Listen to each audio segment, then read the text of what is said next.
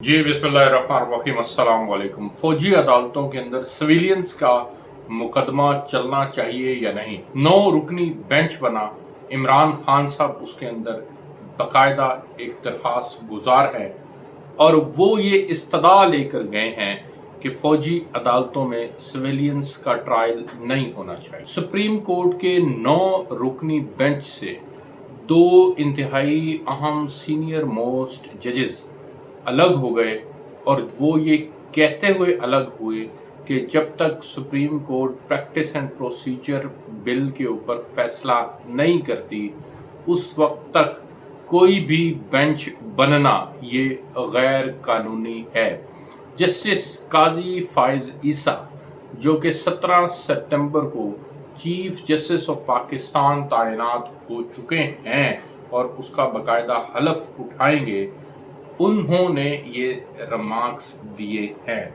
फौजी अदालतों के अंदर सिविलियंस का मुकदमा चलना चाहिए या नहीं, ये इंतहाई अहम समाअत थी इसकी और ये लार्जर बेंच तश्कील दिया गया था जिसमें चीफ जस्टिस खुद शामिल थे, काजी फाइज ईसा साहब शामिल थे, जस्टिस तारिक मसूद साहब शामिल थे, एजाजुल एहसन साहब शामिल थे, मंसूर अली शाह साहब शामिल थे, मुनीब अख्तर, जस्टिस याहिया अफरीदी, सैयद मज़ाहिर अली अकबर नकवी और जस्टिस आयशा मलिक। इन जज साहिबान पर मुश्तमिल ये लार्जर बेंच था, लेकिन ये लार्जर बेंच उस वक्त टूट गया जब जस्टिस काजी फाइज ईसा साहब ने फौजी अदालतों में केस से मुतल्लिक उन्होंने ये रिमार्क्स दिए कि जब तक प्रैक्टिस एंड प्रोसीजर बिल का फैसला नहीं किया जाता उस वक्त तक बात आगे नहीं बढ़ सकती।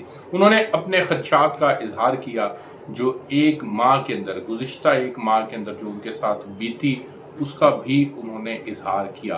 उन्होंने कहा कि मैं वजाहत करना चाहता हूँ कि 5 मार्च 2023 को ना बिल आया था ना ही एक्ट बना था।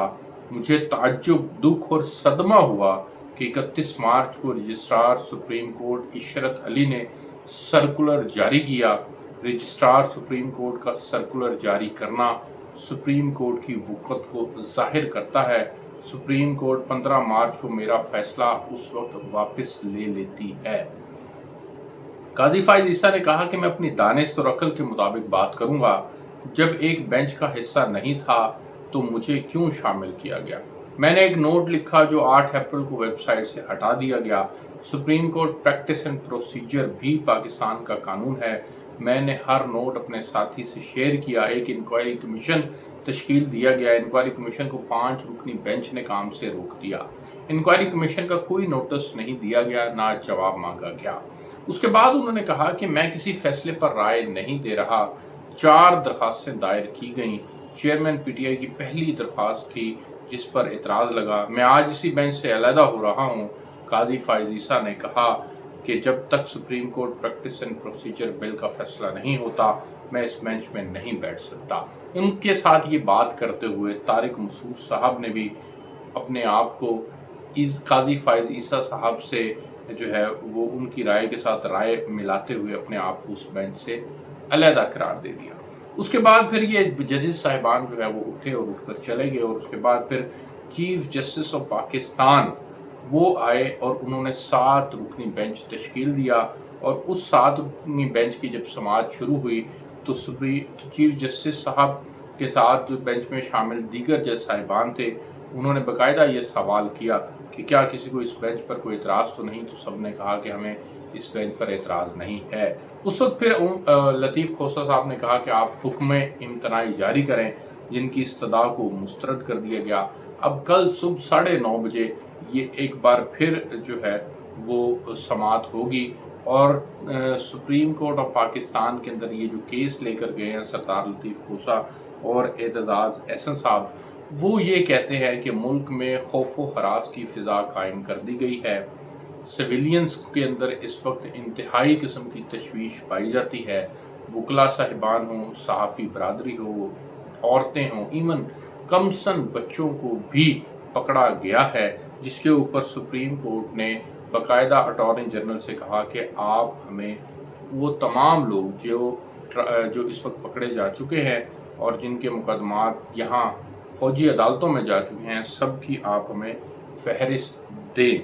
अब वो सुबह फहरिस्त जो है वो दी जाएगी।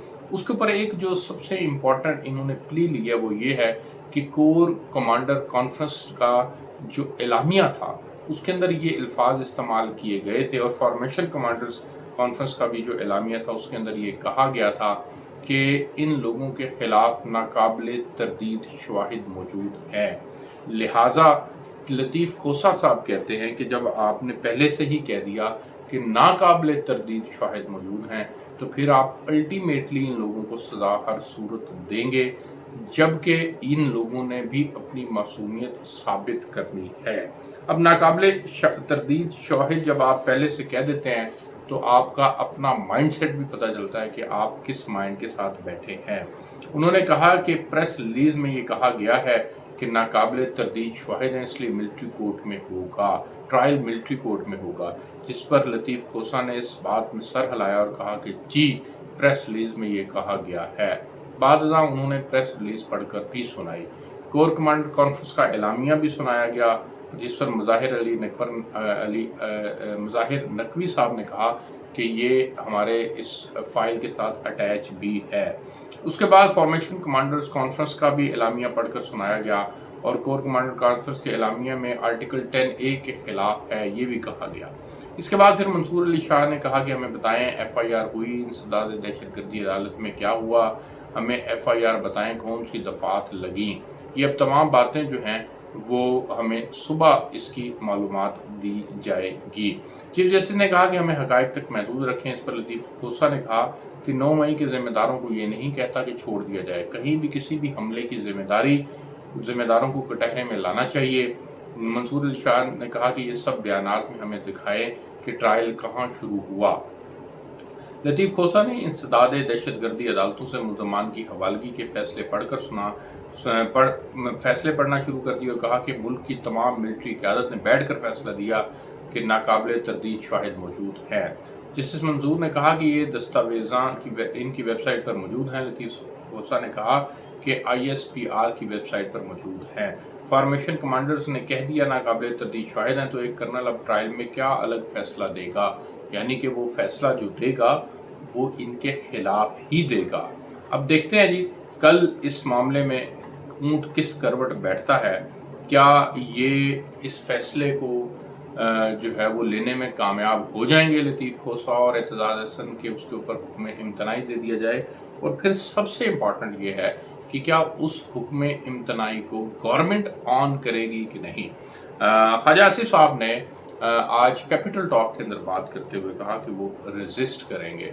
अब देखते हैं कि वो रेजिस्ट किस हद तक करते हैं, लेकिन बहरहाल ये एक बार फिर जो है वो अदलिया और फौज जो है वो आमने सामने इस मामले के अंदर आ चुके हैं। देखते हैं कि ये मामला किस करवट बैठता है। आपको यहाँ से रिपोर्ट कर रहा था, मुझे इजाज़त दीजिए, अल्लाह हाफ़िज़।